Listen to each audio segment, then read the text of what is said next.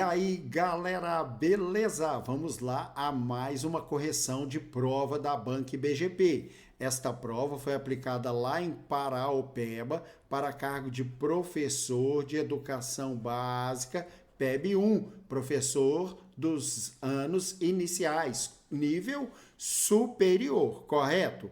Está aí para você na descrição do vídeo e nos comentários, no primeiro comentário, um link para você ter esta prova de português disponibilizada aí para você. Então faça o download, correto? Vou colocar o vídeo aí explicando como fazer o download. Olha, quando você clicar no link, você vai ser direcionado para esta página. E aqui nesta página você vai clicar Download Provas do YouTube. E aí quando você clicar, você vai ver que tem vários downloads disponibilizados, entre eles este aqui, que é o download, né, desta prova, correto? Aí você clica nela e automaticamente o download vai ser feito aí no seu computador, ok? Agora você vem aqui na correção comigo. Então, tente fazer a prova e depois você venha na correção comigo. Esta prova, a banca, ela tem sinalizado em mudar como cobrar as provas, né? O conteúdo de português. Então, posteriormente, né, não sei se já deu tempo, eu vou colocar uma prova, correção de uma prova que foi aplicada lá em Uberaba e você verá que tem bastante diferença. O modo que foi cobrado lá e o modo que foi cobrado em Paraopeba, correto? A de Uberaba foi antes de Paraopeba, mas você fazendo a prova de Uberaba e de Paraopeba, você vai ter uma noção de como a banca, né, cobra as questões. Esta aqui que nós vamos corrigir, eu tenho outras provas aí no canal, você verá que manteve a mesma linha. Agora, de Uberaba, eles mudaram muito. Guapé, Uberaba, eles vinham sinalizando capim branco que estariam cobrando de uma maneira diferente, correto? Então, esta aqui ainda é bem similar ao modo como a banca estava cobrando. Então, tem o texto. Após o texto, nós vamos para as questões. Questão de número 1. Você tem aí disponibilizado o PDF destas questões. Então, estou partindo do pressuposto que você tentou fazer as questões, correto? Então, vamos lá.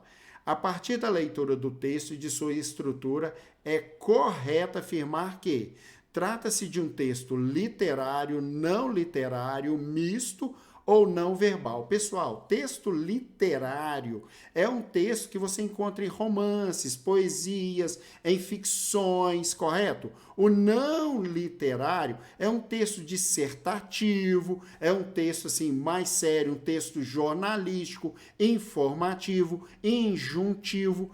Tudo isso nós temos na parte do conteúdo. Nós temos no nosso curso, correto? Então, caso você queira, né, adquirir o nosso curso, está aí para você, principalmente se você for fazer para a área da educação, está aí para você o link para você adquirir o curso. Adquira o curso de português voltado para a Banco BGP. Lá nós temos mais de 16 simulados. Então, não perca esta oportunidade, ok? Então, ele é um texto, você viu, que é uma ficção, é uma história, é um fato narrado, correto? Então, é um texto literário, gabarito letra A. Se fosse um texto dissertativo, um artigo de opinião, correto?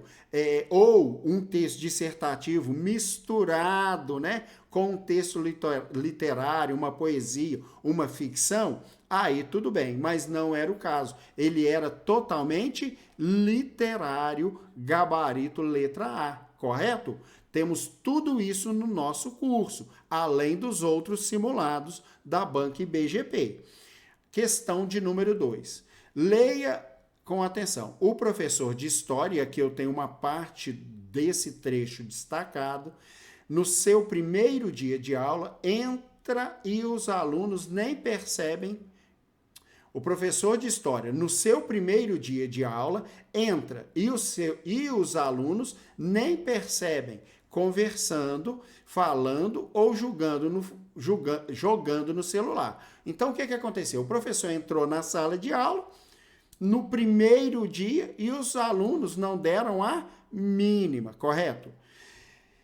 É correto afirmar que a expressão sublinhada é classificada sintaticamente como, olha, lá no nosso curso de português, eu enfatizo muito, pessoal, o professor de história, no seu primeiro dia de aula, vírgula, ficou entre vírgula, ele queria deixar algo bem explícito. Foi o professor de história, já tinha mais tempo que ele estava lá na escola, o que ele deixou claro para o leitor, que era no seu primeiro dia de aula. Qual era o tempo?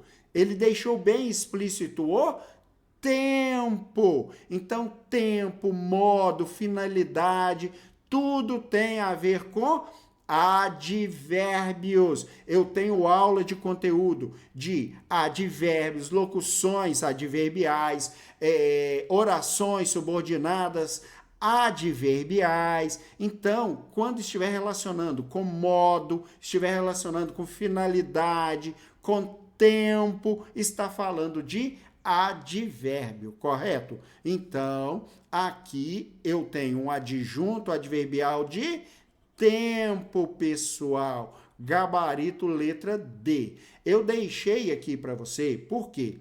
Adjunto adnominal e complemento nominal, eu tenho uma aula, inclusive a aula é ministrada junto, para você conseguir distinguir a diferença de complemento nominal e adjunto adnominal. Então, eu coloquei aqui para você, né, que vai fazer prova para concurso público, a diferença entre adjunto adnominal e complemento nominal é a sua função, enquanto o adjunto adnominal é usado para caracterizar o substantivo, o complemento nominal é usado para completar o sentido de um substantivo, um adjetivo ou um advérbio.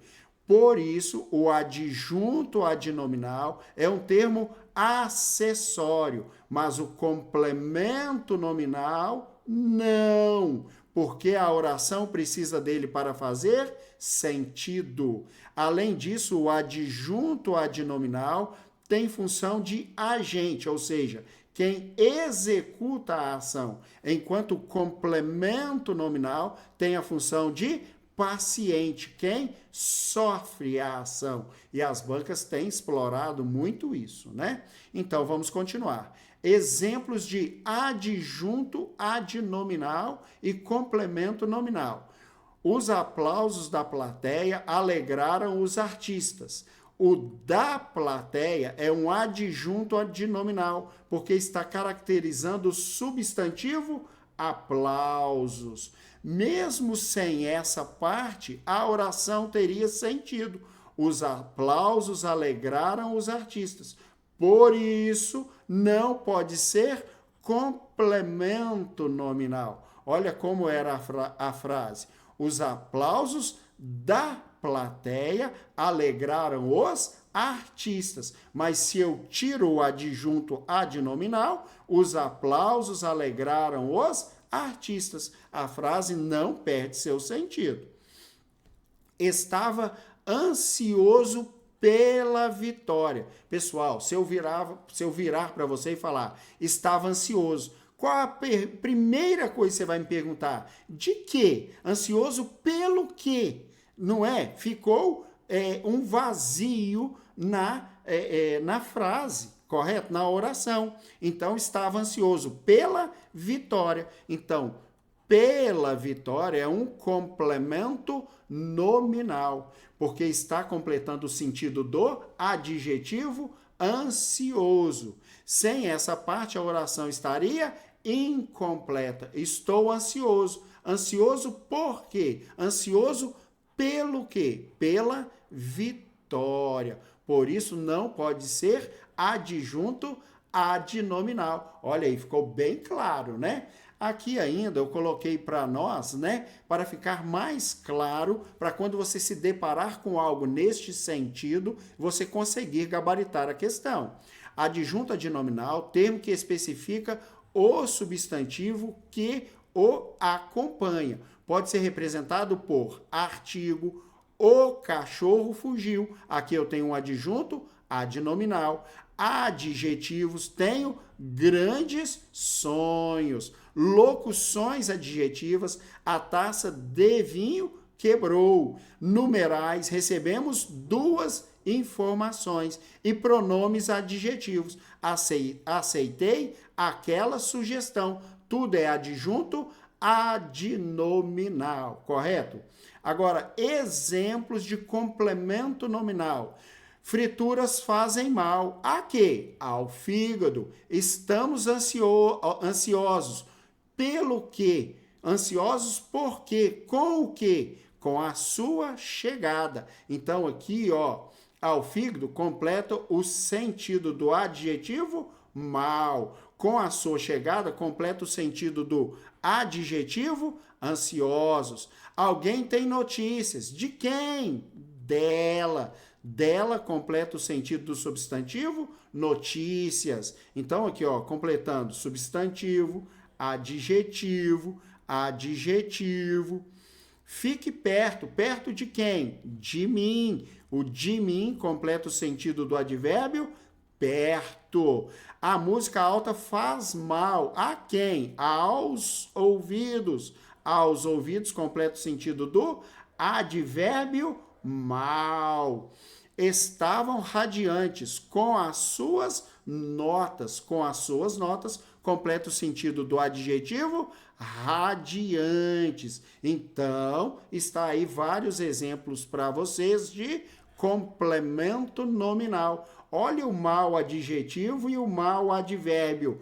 Tudo isso temos no curso para vocês, ok? Curso completo de português para concursos e vários simulados de várias bancas, inclusive muitos simulados da banca IBGP, correto?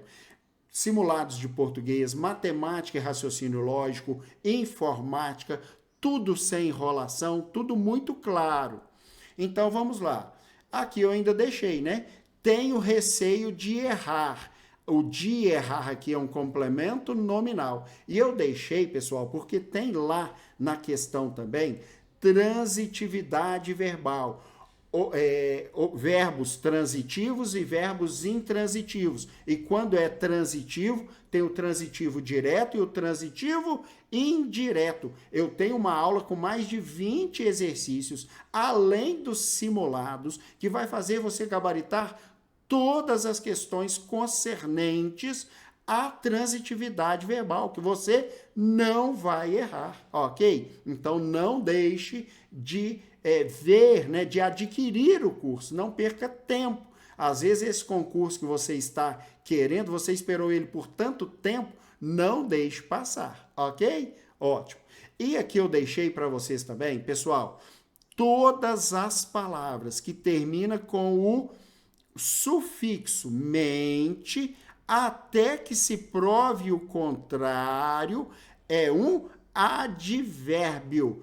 Toda palavra, até que se prove o contrário, que termina com a palavra mente, é um advérbio. E você fez esta prova aí, este simulado, tem uma questão que remete a isso. Não tem?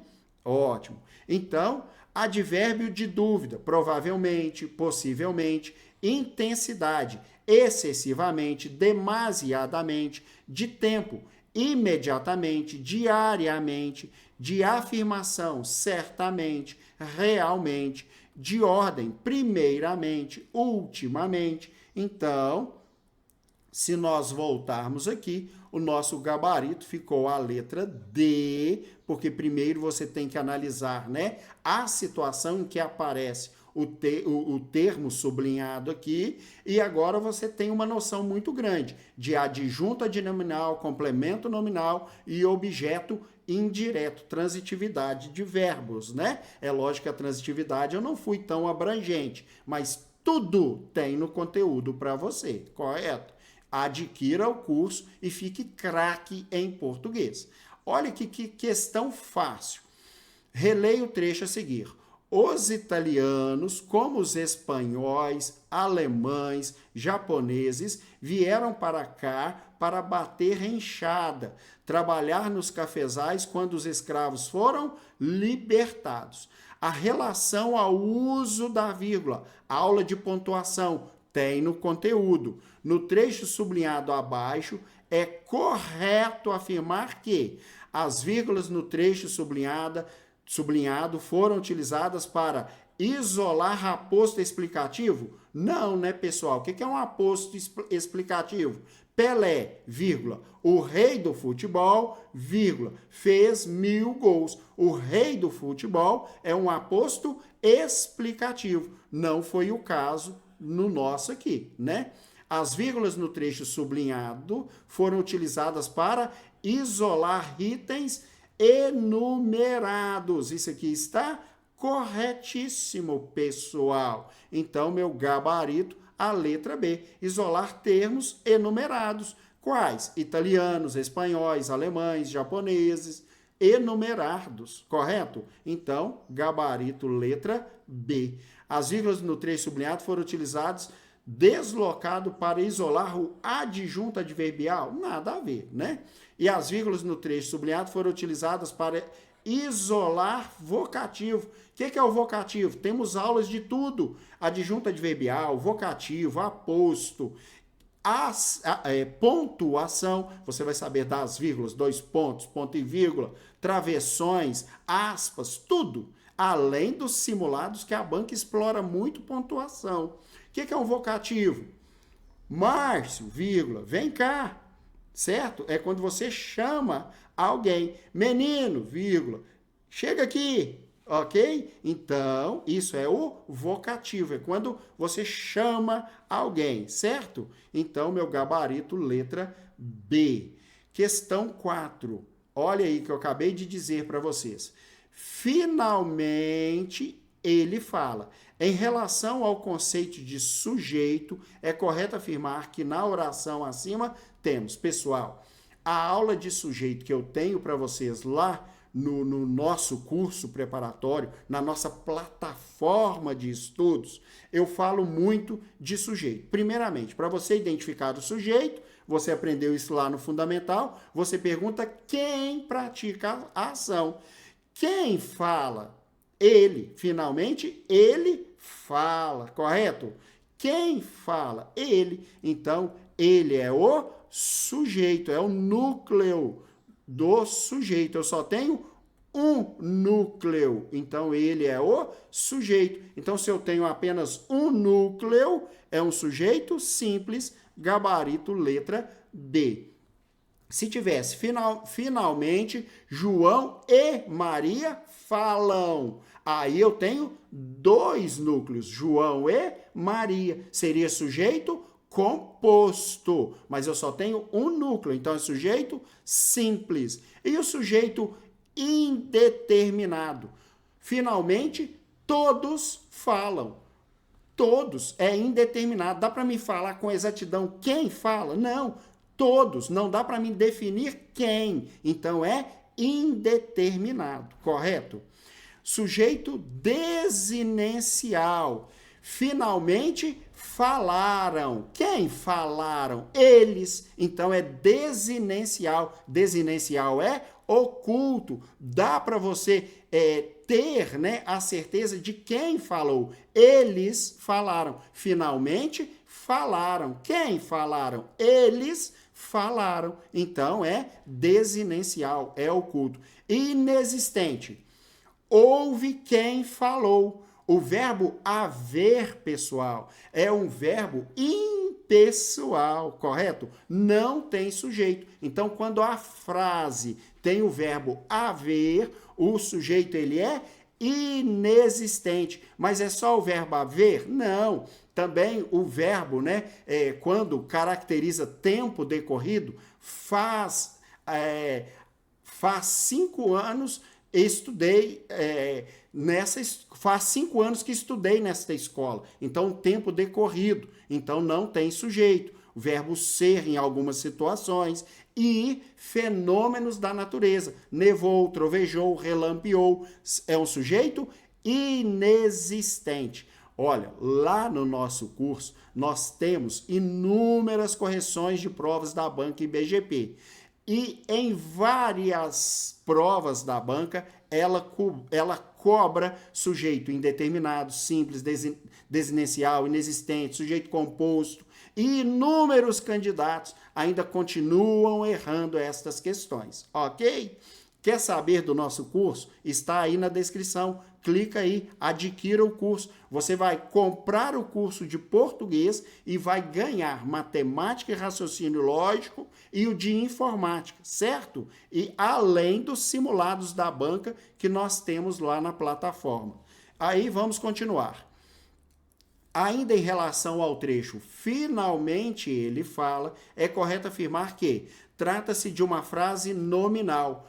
Oração, frase, período. Temos um conteúdo só disso. O que é uma frase nominal? É uma frase que não tem verbo. Quando quando a frase não tem verbo, é uma frase nominal. E quando tem verbo, aí é uma oração. Ou também pode falar um período simples. Quando tem apenas um verbo, é uma oração ou uma frase com período simples. E quando tem 2 verbos, aí é período composto. Tudo está lá no conteúdo para você. Olha aqui, ó. Frase nominal. Atenção, menino. Que bonito. Boa noite. Tudo são frases nominais que não tem verbo. E aqui tem verbo? Tem. Finalmente ele fala. Então, não é uma frase nominal. A palavra finalmente é classificada morfologicamente como adjetivo. Acabei de explicar para vocês. Toda palavra que tem o sufixo mente, até que se prove o contrário, é um advérbio. Então, é adjetivo? Não, é advérbio. Então, não pode ser. A palavra ele, classificada morfologicamente como pronome pessoal. Olha, o que é um pronome pessoal? Cuidado, pronome pessoal é primeira, segunda e terceira pessoa. Primeira pessoa do singular e do plural, segunda pessoa do singular e do plural, terceira pessoa do singular e do plural. A primeira pessoa é quem fala, a segunda pessoa é quem ouve e a terceira pessoa é de quem se fala. Então, a primeira pessoa é eu, nós, certo? Eu no singular, nós no plural, primeira pessoa. Se a segunda pessoa é quem ouve, então é tu, é vós. Então, é a segunda pessoa, quem ouve. E a terceira pessoa? Aí é ele e ela no singular, eles e elas no plural. É de quem se fala. E isso tem sido cobrado também pela banca. Então, a palavra ele é classificada morfologicamente como um pronome pessoal? Correto. Gabarito letra C. E é um pronome pessoal da terceira pessoa no singular. A forma verbal fala. Quem fala? Ele. Ele fala. Encontra-se conjugada na primeira pessoa do singular? Não, é na terceira pessoa do singular. Então, meu gabarito realmente é a letra C. Questão 6. Levando em consideração que o texto lido é uma crônica, é correto afirmar sobre esse gênero textual que tem como característica a brevidade de sua construção? Correto. Gabarito letra A. Nós explicamos muito isso lá na parte do conteúdo, certo? Tem como característica obrigatório humor? Não, não é obrigado ter humor. Por mais que tenha, né? Não é obrigado. Pode ser vinculada, olha bem, só pode ser vinculada em jornais? Nada a ver, né, pessoal? É por excelência um texto argumentativo? Não, né? Pois se é uma crônica, né? Não é por excelência um texto argumentativo. Aí eu coloquei aqui para nós, ó, a crônica é um gênero textual que se caracteriza na temática por abordar questões do cotidiano. Ela se situa entre o jornalismo e a literatura. A crônica também se caracteriza por textos curtos e de fácil compreensão. Olha aqui, ó, textos curtos, a brevidade, né? Linguagem simples e descontraída, poucos ou nenhum personagens na história, análise crítica sobre contextos e circunstâncias, humor crítico, irônico e sarcástico e linha cronológica estabelecida. Aqui estão as principais características da crônica, correto? Então, nosso gabarito ficou a letra A. Tem como característica a brevidade de sua construção. Questão de número 7. Em relação às palavras mártires, maiúsculo e século, presente no texto lido, é correto afirmar que são acentuadas, pois, pessoal, aqui eu tenho, ó, mártires é uma palavra pró-paroxítona. Maiúsculo é uma palavra pró-paroxítona. Século é uma palavra pró-paroxítona. Ora, eu tenho 3 palavras pró-paroxítonas. Na hora da prova, você tem que ter a malícia do concurseiro. Trata-se de paroxítona. Não, são pró-paroxítonas. São acentuadas devido às regras das pró-paroxítonas. Gabarito, letra B. São acentuadas por serem oxítonas. Não, são pró-paroxítonas. Trata-se de trissílabas. É por isso que elas são acentuadas, pessoal. Elas são acentuadas por serem trissílabas, por mais que fossem, e nem são, né? Aqui eu tenho polissílaba, então são trissílabas. Não, então meu gabarito é a letra B, era uma questão fácil de gabaritar, espero que você tenha acertado. Lá no conteúdo eu explico as regras da acentuação das paroxítonas, com muitas dicas das paroxítonas, das oxítonas, falo de divisão silábica, então fiquem atentos. São questões que você não pode errar. Olha bem, olha o travessão aqui, ó. Vicente, origem italiana. Os italianos, como os espanhóis, alemães, japoneses, vieram para cá para bater rinchada, trabalhar nos cafezais, quando os escravos foram libertados. É correto afirmar que o uso dos travessões no excerto acima se deve ao... Pessoal, quando você vê travessões nos textos, você está vendo ali um diálogo. Então, é a fala de alguém, correto? Diretamente de alguém. É um diálogo. Um fala, o outro responde. Um fala e o outro responde. Então, cadê? Introdução de discurso direto. Gabarito, letra D. O que é um discurso indireto? Direto livre e indireto livre. Vamos ver? Olha aqui, ó, para você deixar isso muito bem consolidado. Discurso direto é aquele no qual reproduzimos fielmente nossas palavras e a do nosso interlocutor em um diálogo. Durante a construção desse tipo de discurso, é comum o uso de verbos declarativos, que podem ser disse, respondeu, afirmou, ponderou, sugeriu, perguntou, indagou e etc. Exemplo, por que chegou tão tarde? Olha aqui, ó, outra versão. Por que chegou tão tarde? Então é a fala direta, a pessoa falando. Por que chegou tão tarde? Perguntou-lhe nervosa, com as mãos na cintura e os pés batendo no chão. Então é a fala da personagem. Aí o outro responde: estive em reunião com a diretoria. Redarguiu, tentando disfarçar o hálito alcoólico. Aí a mulher responde: foi uma reunião regada a álcool? Respondeu ironicamente a esposa. Então aqui é o discurso direto, correto?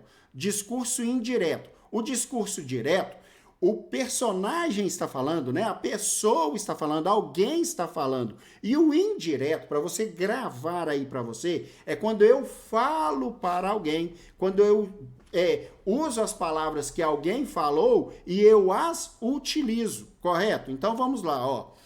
É aquele no qual a fala do interlocutor é incorporada à fala do narrador. É também comum o uso de verbos declarativos, que iniciam o discurso, e as falas em geral aparecem com orações subordinadas substantivas, orações subordinadas adjetivas, orações subordinadas adverbiais, orações subordinadas substantivas. Tudo tem no conteúdo, com um monte de exercícios e vários simulados da banca. Agora aqui é o discurso indireto. Perguntou-lhe por que chegara tão tarde. Redarguiu que estivera em reunião com a diretoria. Perguntou ironicamente se fora a uma reunião regada a álcool. Então aqui, né, o interlocutor, como é que eu posso falar? Ele está falando no lugar da pessoa, ele se colocou no lugar dela, certo? Ele está descrevendo o diálogo. Atenção, a mudança do tempo verbal na transformação do discurso direto para o indireto saiu do pretérito perfeito para o pretérito mais que perfeito. Chegara, estivera, fora. Tenho aulas de verbos e a banca IBGP, você vai, caso você adquira o curso, você vai ver em vários simulados ela cobrando os tempos verbais, correto? Então, eu sei agora, né? Ficou mais claro, o meu gabarito é a letra D, introdução do discurso direto. Vamos mais uma, terminando? Eu só vou botar lenha. É correto afirmar que é uma linguagem formal, denotativa ou literal? Pessoal, literal, denotativa, formal, é aquela linguagem, né, de jornal, é uma linguagem que todos entendem, que obedece o dicionário. Não foi o caso aqui. Eu só vou botar lenha. Numa linguagem denotativa, formal, literal, seria eu só vou colocar lenha, certo? Então aqui, gabarito letra C. E se você pesquisar, o botar existe, correto? Não está de tudo errado. Poderia até forçar um recurso aqui nessa questão? Sim, mas você lendo aqui, né, fica mais para o conotativo, o informal, correto? Gabarito letra C. Questão 10. Releia o período a seguir. A turma espera em silêncio aonde ele quer chegar. Qual que é a diferença do aonde, onde, donde? Tudo isso tem lá no curso para você, ok? Em relação ao conceito de vozes verbais, é correto afirmar que a oração lida encontra-se na pessoal. Você tem que adquirir o curso. Ele está muito completo. Lá nos simulados, você verá que a IBGP cobra isso aqui constantemente, vozes verbais. Ah, professor, mas você disse que vários outros aqui, a banca também cobra. Cobra! E sabe por que eu sei? Porque eu tenho simulados. Eu sei que ela cobra. Então, adquira e faça a diferença, não só na sua aprovação, mas na classificação do seu concurso. Dúvida? Tem o número do meu WhatsApp aí, não perde tempo, destaque-se no seu concurso. Olha bem, então vamos lá.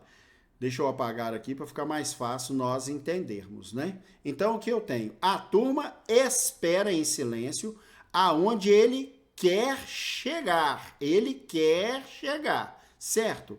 Pessoal, é uma voz passiva analítica, passiva sintética, reflexiva ou ativa. Muito bem. Olha aqui que eu deixei para você. O carro foi comprado por João. Aqui eu tenho uma voz passiva analítica, pessoal. Aqui eu tenho um verbo, né? Aqui eu tenho um verbo de ligação e um verbo no particípio. Ado, ido, verbo no gerúndio, estão lembrados? No infinitivo? Tudo tem no conteúdo para você. Então, aqui eu tenho uma voz passiva analítica. Só que a turma espera, ela quer chegar. Está aqui, tem verbo no gerúndio? Não, não tem. Desculpa. Tem verbo no particípio? Não. Verbo terminado em ado e ido? Não. Então, não é voz passiva analítica. Voz passiva sintética. A voz passiva sintética tem a partícula se. Compra-se carro. Aqui eu tenho uma voz passiva sintética. Pessoal, em português, toda vez que falar sintética, síntese é o quê? É reduzir, é compactar, ok? E isso é utilizado em vários outros conteúdos do português. Então, ela é voz passiva sintética? A passiva sintética teria a partícula se. Compra-se carro. Aqui tem a partícula se? Não. É voz passiva reflexiva. A voz passiva reflexiva é quando o sujeito pratica e sofre a ação ao mesmo tempo. Por exemplo, João cortou-se. Olha aí, ó. Ele praticou e sofreu a ação. Então, não é.